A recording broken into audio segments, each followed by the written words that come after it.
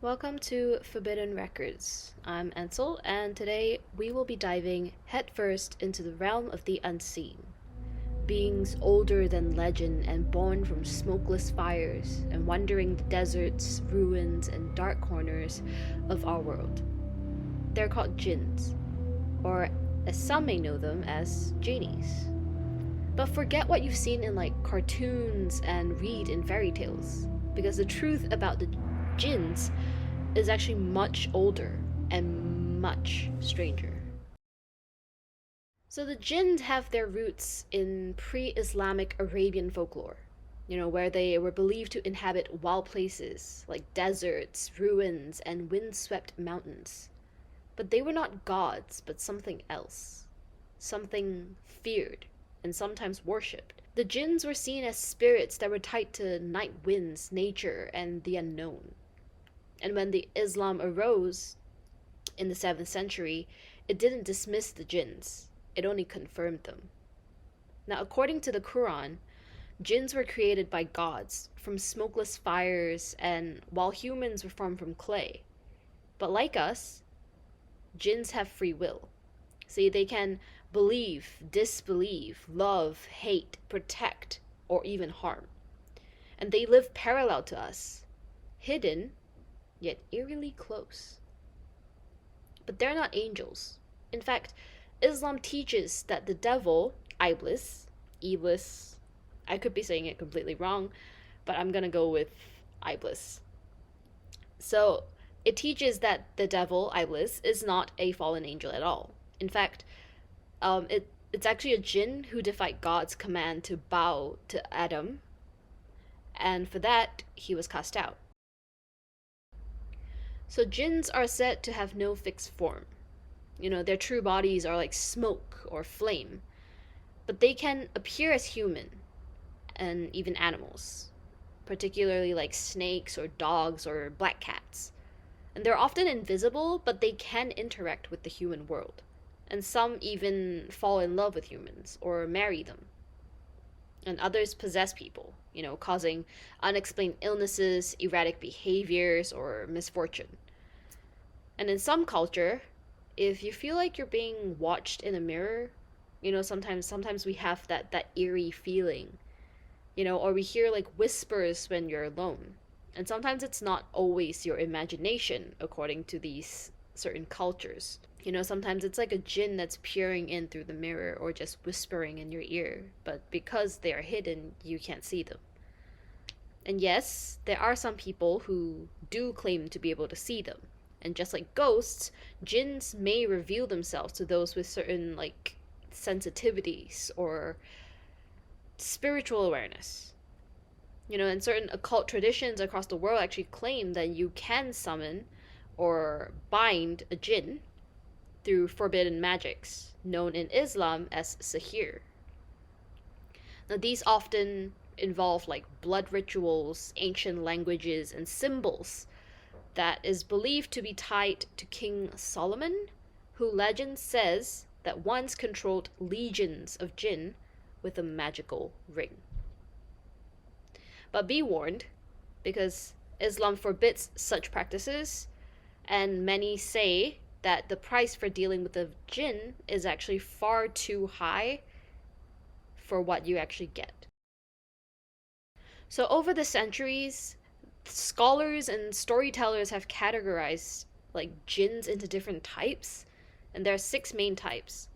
So the first being a marid or marid, which are mighty spirits of the sea, and they are known to be rebellious and proud, and often portrayed in, think like genie in Aladdin, but with a temper.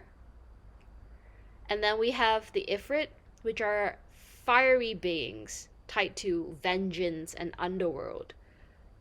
And then we have the Shayatin. They are wicked jinns and allies of Iblis, and they tend to whisper evil into the heart of men. And then we have the Ja'an, which are desert wanderers. They are neutral, or some can even be kind, and they are protectors of the caravans. And we have ghouls, the graveyard lurkers. They feed on human flesh, and they were once a type of jinn, but now they're more towards like the side of like a monster or like a supernatural being than like a spirit. And lastly, we have Nasnas and Silat, which are regional offshoots and often appear to be seductive or even grotesque in appearance. Now, each one of these jinns have its own story, but each also has its own shadow. Now we look at jinn in pop culture, right? I mean, in the West, jinns have become known as genies, thanks in large part to Arabian Nights. The tale of the fisherman and the genie, for example, where a jinn is trapped in a bottle for centuries and vows revenge. Now, that story inspired our idea of wish granting spirits, which, was what we know to be like a trademark of genies nowadays. But most folklore warn to always be careful what you wish for, because these jinns actually, they're a bit of like a trickster. They have a way of either granting your wishes at a really, really hefty price, or they grant your wish, but it doesn't turn out the way you were hoping for it to turn out, because they twist and manipulate it where, like, in theory, they have granted your wish, but it's not always how it's not how you would have expected it to be. So in pop culture, jinns appear in many, many forms. Like in Disney's Aladdin, they turn the Marid into this like lovable goof, or like the one that's portrayed by Will Smith in the live action musical rendition. And then we have like TV series like The Supernatural, which showed the jinn as a dark and like this dark creature who traps you in like illusions. Just completely like on the other end of the spectrum of what Disney portrayed it to be. And then we also have like Netflix's like The Witcher, which depicts them as dangerous and reality altering beings, which is similar to what was portrayed in Supernatural in terms of like illusions. And of course, we have like in horror movies, if we're talking about horror, movies like The Djinn, which was made in 2021, showed that they were like sinister beings and silent beings that grant wishes with a price. And like even in like video games nowadays, from like Assassin's Creed to like Destiny, they portray jinn as like powerful chaotic entities or like the monster bosses of certain levels. Now, behind each of these fantasies, though, there are stories that people still believe till today, like legends, and even like some claim have like real encounters to that. So let's look at some of these most chilling stories from around the world. First, we have what was mentioned earlier, the fisherman and the genie, which reminds us that cleverness can actually outwit power, but like sometimes in real life, it isn't always that simple. And if we look at like North African folklore, it tells of a woman who married a jinn without even knowing. And there are signs as to like there are signs that showed what she actually married as a non-human like being, because there were like troubles in the relationship, there were strange dreams, unseen touches. And if we look at Saudi Arabia, there was a family who brought home a mirror, only for their daughter to start sleepwalking and speaking in unknown languages. And how this whole thing ended was it only ended after the mirror that they brought home was actually shattered.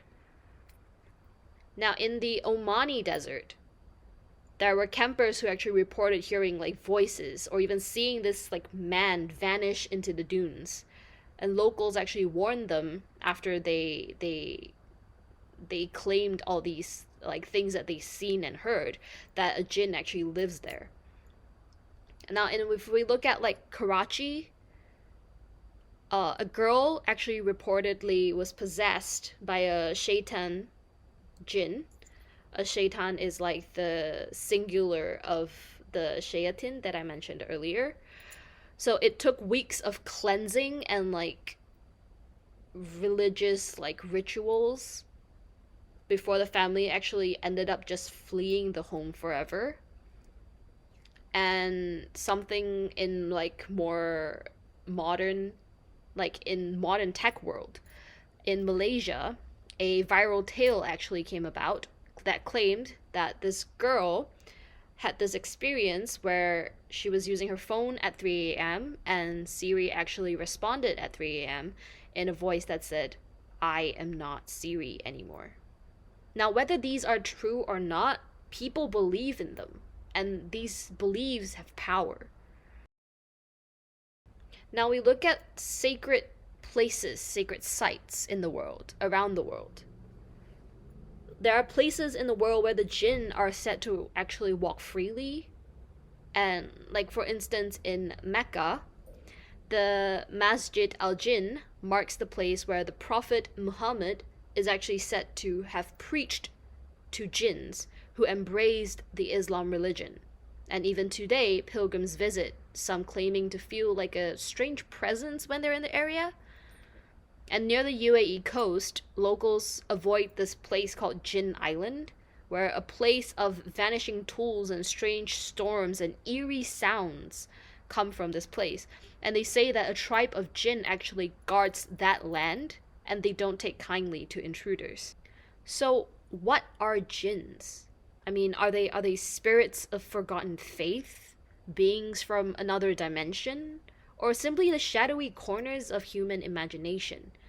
I mean, whatever they are, they endure in beliefs, in stories, in fear. Thank you for joining me on this journey today into the firelit world of the jinn. If you've enjoyed this episode, be sure to subscribe to Forbidden Records. And next time, we'll be exploring another legend from the Forbidden Records. Until then, remember to be careful what you wish for.